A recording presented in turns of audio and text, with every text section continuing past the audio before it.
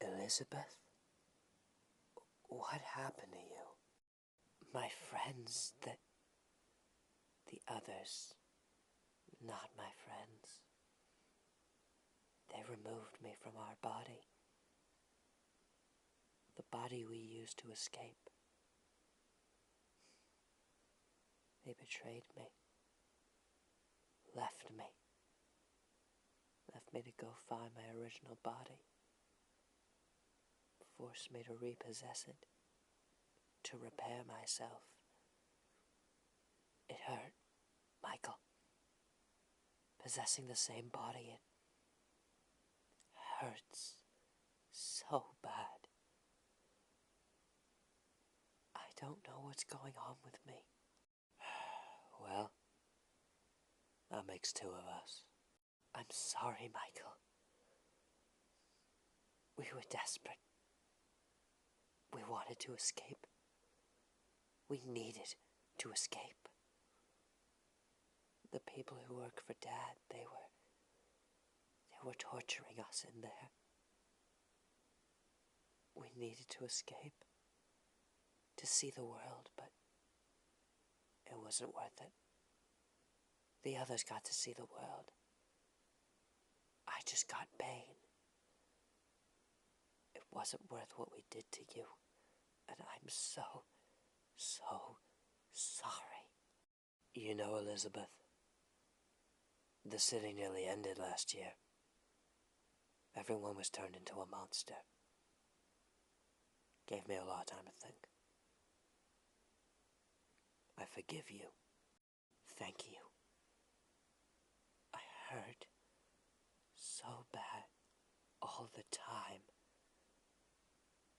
I just feel incomplete, right? Like you're not even half the person you used to be. Your whole body's still there, but what was there before, that's dead. Forever. And you spend the rest of your life trying to get it back. You feel like you're dying. You feel like tomorrow you're going to go to bed and die, but you always wake up the next day. That's how you find out. You can't die. You actually can't die. And you find out that not dying is worse than dying. How did you know? Oh, right. Stay as long as you need.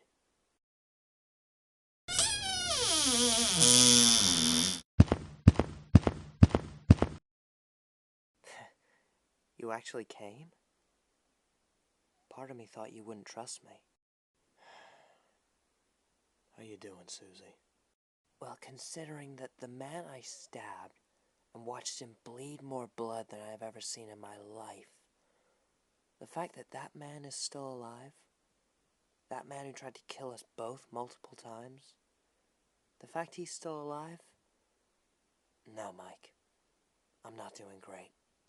Yeah, I get it. You know, last year, it was the first time I'd slept.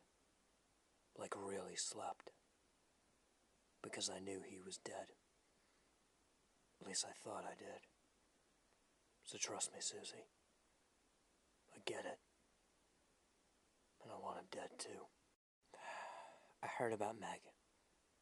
I heard about your ex, and I'm sorry, Mike. I'm sorry for a lot of things. You know, back when I was a cop, I just thought you were insane.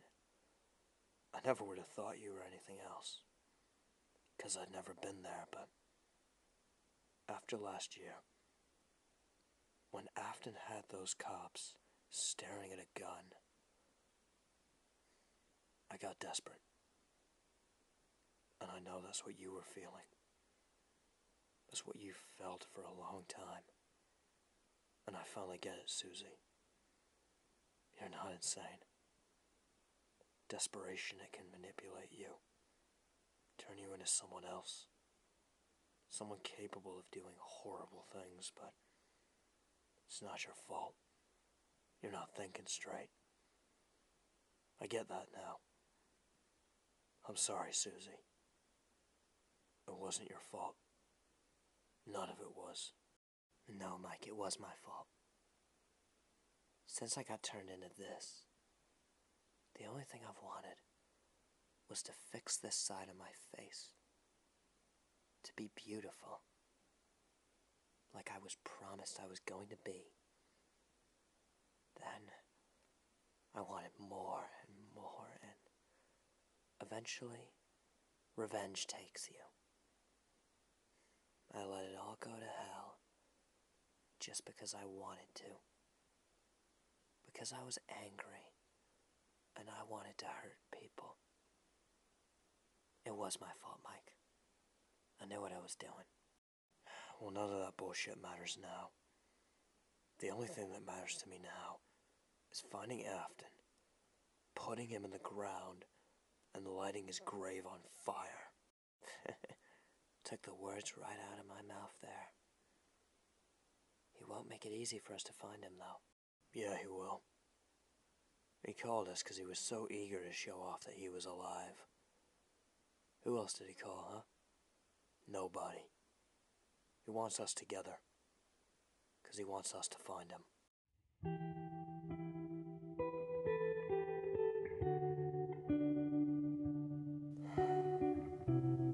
I knew Meg for about 3 years. And in that time, she was nothing but sweet to me. She was an amazing mother, an amazing wife to my best friend, and she was a good friend to me. And she was a valued member of the police. And no one will ever fill the void in our hearts. I'm sorry, Meg. I'm sorry your life ended like that. I can't imagine how horrible the last few seconds of your life must have been. We all lost a friend here today. A child lost a mother. I'm sorry. I need to go out for a bit. As you were.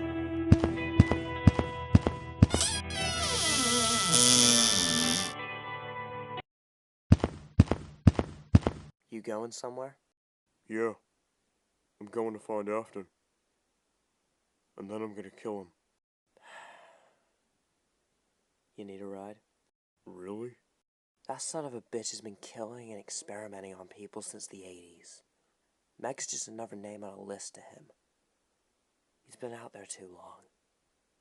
It's finally time he died, Boris. My thoughts exactly. Michael? Where are you going? Just out for some food. I won't be gone long, okay? Do you want anything? No, thank you. No digestive system. No organs. Just wires. I can't eat. Right.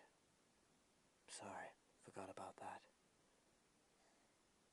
I'll see you in a bit.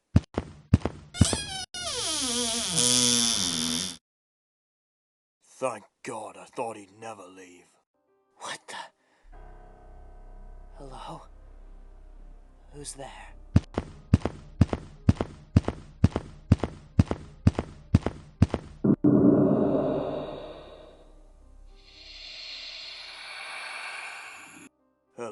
Elizabeth. It's been a long time. Dad, is that you? In the flesh, sweetie. Well, maybe not flesh anymore. I see you're taking scraps from your brother now. I must say, I'm disappointed, and I'm let down. I thought you were finally becoming something, Elizabeth. I was almost proud. Dad, no. I'll make it up to you, okay? I'll kill him. I'll gut him alive. Make him wish he was dead. And then I'll kill him. I'll give him that mercy, but not without pain. To me, it looks like you've already caused your brother enough pain. And you're always looking at the small picture, Elizabeth. Just hurting people. That's not everything. That's not what it's going to take to make me proud. There's a bigger picture, Elizabeth. And I want you to see it. And I want you to leave your brother alive long enough to see it too. Okay. What are we going to do? One last experiment. A social one this time. And after it's over, we'd have watched as New York bleeds itself dry. Every person in this city dead. Right where they belong. So where'd you think Afton's gone? I wish I could say hell. Boris told me that there was people investigating Freddy's, taking anything they can find that works. Around Halloween, there was an advertisement for a horror attraction based on Freddy's. It's not hard to put two and two together. That's where Afton's going. He loves the familiar. He does it to fuck with us. He is that predictable. He just can't resist putting on a show, can he? Let's go put that motherfucker in the grave where he belongs.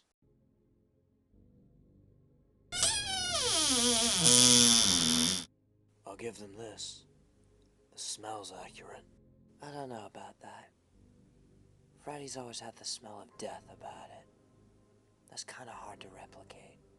You know, every time I was in there, I always felt like I could hear the kids trying to talk to me, tell me what Afton did, reach out from the suits and tell me everything. Wish I listened now. Don't beat yourself up over it. From what I've heard, you've been doing that enough lately. I mean, how could you have known? We don't think about it much anymore because we've had 3 years of this shit. But if you really think about it, dead kids possessing animatronics sounds fucking insane. I miss when it was.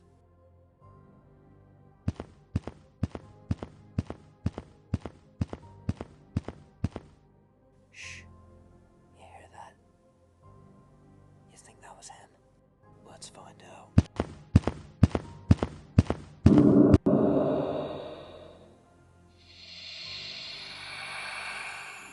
Jesus Christ. So, you're Mike Schmidt. You sent my father to rot in an insane asylum. Made him homeless for a year. How much did you put him through? So, you're Elizabeth Afton. Look, kid. I don't know what your father did to you, or what he's told you, or why you're even here. But he's a liar. And if you listen to me, maybe I can help you. What he did to me? No. He did this for me. You could never know what it's like to die, Mike. You don't know what it's like to be dead. And he tried everything to bring me back. It was the only thing on his mind. All the experiments, all the death, it was all just to help me.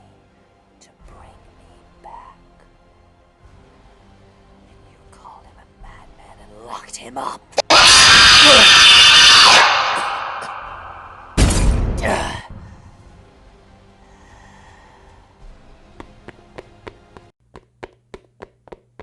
Jesus Christ, what the hell happened?